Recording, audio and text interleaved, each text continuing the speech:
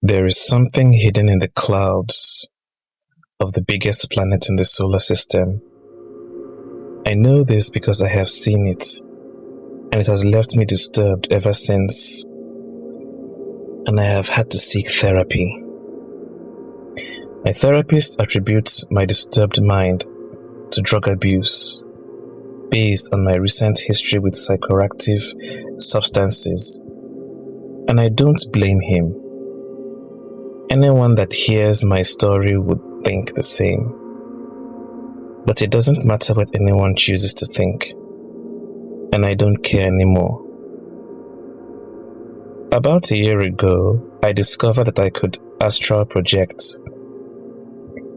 I made this discovery during a party at a friend's place after I was offered some puffs of weed, which got me extremely drowsy. This was my first time imbibing such a substance, and I couldn't handle it.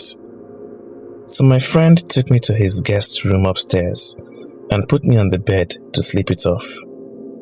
While I lay, feeling more tired than I have ever felt, with little to no control over my thoughts, past memories flashed through my mind. They cycled from one past event to another. Eventually, and honestly, I do not know why, my mind settled on a memory of a time I tried to astral project after I had read about it in a book. I was 12 at the time, and I had a classmate who was into the occult. He brought the book to school one day, and though the book was later seized by a teacher, my curiosity drove me to read some of the stuff in it before it got taken from him. For some time, I tried to do what was instructed to achieve an out-of-body experience. I followed the instructions as I had read them, and till this moment as an adult, I still clearly remember the instructions. 1. Lie still on the bed. 2. Clear your mind of all thoughts and fully immerse yourself in the total darkness, the total blankness that comes, and swim through the vast emptiness, the vast ocean of darkness in your mind. 3. Surrender to the waves that carry you upward. Do not resist, and do not swim against it. Just let them carry you. The room suddenly got loud with music, laughter, and chattering. I opened my eyes and found myself back in the living room with the party in progress. My friend and his guests were in high spirits, drinking and laughing, but no one seemed to notice my presence in the room. Not even when I stood in front of them and screamed in their faces. I watched the party progress and the drinking games that were played. Some played darts, others snooker outside on the porch. Around 1 a.m. the party came to an end, and everyone left except a young woman who stayed behind for a while and made out with my friend before she left. My friend would recount the party to me later in the afternoon while he drove me to my apartment.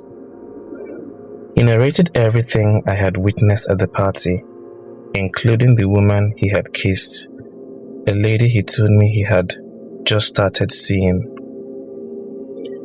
This proved that I didn't imagine or dreamt my experience. It was all real. Somehow, while I lay in bed in the guest room, I was also present in the living room and watched the party happen. How is this possible? I mumbled to myself. What? My friend asked while he made a turn into my street. Nothing. I was just thinking out loud, I replied. Finally, he stopped in front of my place and we spent a few minutes talking before I got out and he drove off.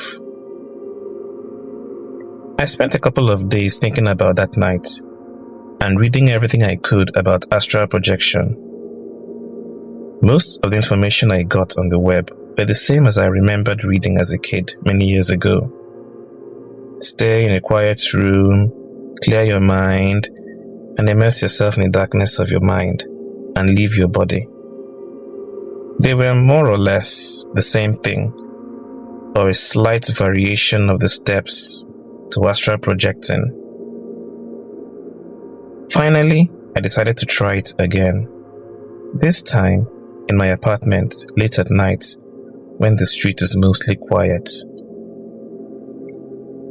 I lay on my bed, closed my eyes, and tried to clear my mind, which was nearly impossible to achieve with a sober mind. But eventually, my mind was cleared. But the sensation of being pulled by a wave never came. Weed, I muttered as I opened my eyes. I remembered that I was under the influence of a drug and wondered whether that was the key. One weekend, I invited my friend to my place for drinks and to watch a football match. He was a smoker and, of course, I knew he would have some weed with him. While we hung out, I requested for some and he offered. And after our social activity was over and he left, I once again attempted to astral project after imbibing some of the weed he had given me. And just as it happened the first time, I was out of my body and looking at myself lying on the bed in my room. In my astral form, I wandered around the house and the neighborhood. I felt extremely energetic and light, almost as if I was made of nothing. The feeling was strange, like I had a vigor that wasn't present before. And strangely, the effect of the drug, the dizziness it gave me, was absent. It was as if I hadn't taken anything some moments ago. I continued to astral project afterwards, learning to travel greater distances and even to other countries and continents. I have to mention that in astral form, one can teleport instantly to any location with adequate concentration and strong intent. I teleported to the snow-covered peak of Mount Everest, to the pyramids of Giza, the area of the White House, the dark and murky depths of the Mariana Trench. I could go wherever I wanted to. I also experimented with other substances like alcohol and ecstasy, and all of them gave me the same results. I also noticed that each time I returned to my body, the hying effects of whatever drug I took would be completely gone, which I thought was a good thing because it meant, or I thought, that I didn't have to worry about addiction, and I could use them anytime I wanted to and remain sober after I returned to my body. I became so good at this that eventually I didn't have to go through the long process of clearing my mind in a quiet room and leaving. One joint, one shot of booze, and I was out instantly. Then a thought came to me one time during a late night walk down my street. As I looked up at the full moon, I began to wonder how far I could go and the furthest I could reach. When I strode back to my apartment, went straight to my room and took a puff of weed. Then I lay on my bed, and in less than a minute I was out of my body and floating above the roof of my house. Then I went higher into the sky, past the clouds, the stratosphere, and then above the atmosphere, at the edge of space.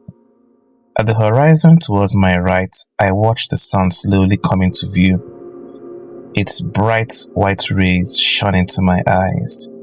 Then I drifted towards the star, and suddenly I was hovering over it. There were massive energetic explosions on the surface, swirls of heated gas forming and disappearing, and long arcs of gas rising and dissipating. The sun was a chaotic and violent world, and though I was close to its surface, I didn't feel its heat, nor was I blinded by its intense light. After observing the sun for a while, I drifted away from it and back into space. Then I thought about the moon, and I was suddenly on its barren surface, with the earth just above the horizon and looking like a blue moon, with wisps of clouds, the blue oceans, and the continent of Africa that faced the moon. It was a beautiful sight to behold, and I thought about how small humanity is in the grand scale of the cosmos. After admiring our blue marble suspended in the lunar sky, Jupiter came to mind, my favorite solar planet, and suddenly the planet was in front of me. I was several thousands of kilometers above its clouds. Swirling wisps of browns, reds, orange, and whites, with the occasional flashes that illuminated parts of its atmosphere. While I stayed suspended in space and watching the violent currents of the gas planet, a voice which sounded deep and disembodied spoke. What are you? This startled me for a moment, but I quickly ignored it, thinking I imagined it. But then the voice spoke again. Where do you come from? It was clear that this was not my imagination, and the voice was real. For a moment, I thought it was another person astral projecting that asked the question. But before I could finish processing that thought, I heard the voice again. Who are you? And what are you? It asked. This time, it was clear where the voice came from. It came from the planet right in front of me. It came from Jupiter, or something in the planet. I was in awe and confused by what I was witnessing. Then, out of curiosity, I decided to go down into the Jovian atmosphere and investigate. Slowly, I descended till I was engulfed by the gases of the planet. All around me were thick clouds that briefly got illuminated by flashes of lightning. The clouds were turbulent, with violent winds and claps of thunder that followed the lightning strikes. The deeper I got, the darker the clouds were, till I was in total darkness. Only the occasional massive bolts of lightning that flashed around me served as brief sources of light. Eventually, I started to feel a presence in the clouds. There was something with me in the clouds that wasn't visible yet, but I felt it. It was powerful and psychic, as I could feel it probing my mind. Come to me. Its voice said in my head. Soon, I saw a point of light below me, which grew larger as I approached it. As I got closer, its features became clear. At first, it looked like a large, amorphous mass that glowed a soft orange, but it began to coalesce into a massive grey, terrifying form, as large or larger than a mountain. There were many tentacles that radiated from a central oval body, and these tentacles ended in smaller tentacles of varying numbers, and some resembled human hands. The oval body of this gargantuan being pulsated like a heart, and many eyes seemed to rise from within its body and float as if the surface of the being was liquid. I was terrified by what I was seeing, but also mesmerized by it. An eye as large as a boulder floated from the massive form and came towards me, staring at me. What are you? The voice said again, coming from the eye in front of me, which pulsed with light while it spoke. You can see me, I whimpered. You are here, but also you are not here. What kind of being are you? The voice said, with a hint of curiosity. I am a person, a man, I replied. The eye then withdrew and floated back to the main body. I hadn't noticed it initially, but there were massive chains that came from deeper within the clouds that wrapped around some of the tentacles close to their base. These chains had a crystalline appearance, and they shimmered in the light that shone from the creature. The entire mass then floated closer to me, till it was a few kilometers from where I was. I felt so small and insignificant before the being. Its many eyes gathered to the center and merged into a single massive eye, which stared at me intently, like it was studying me. What is a person, and where do you come from? The entity inquired. Before I spoke, something in me told me not to reply, or at least gave it any information about Earth. The chains connected to it gave me the impression that this thing might be incarcerated here. But it didn't matter, because instantly I felt its presence in my head. Memories flashed through my mind, memories of my childhood, memories of my pasts and experiences. I was able to get a glimpse into its own memories. This thing was indeed a prisoner, trapped in the planet for thousands of years. There were visions of cosmic wars and its eventual capture and imprisonment by mighty beings of pure energy. These visions terrified me, but then the creature broke its psychic link with me. Earth. Billions. The creature said. Eventually, everywhere went dark suddenly, and I was back in my house, drenched in sweat and a fast heartbeat. Ever since this encounter, I haven't astral projected again. I am not sure whether the thing I saw in the Jovian clouds is physical or immaterial, considering that it could see me and interact with me in astral form. But I can't forget the visions I saw. They play in my mind repeatedly, reminding me that just as I discovered, there are beings of massive proportions out there in the cosmos. And one of them is just a cosmic neighbor and knows about Earth. It knows about our species, and we are just in its neighborhood.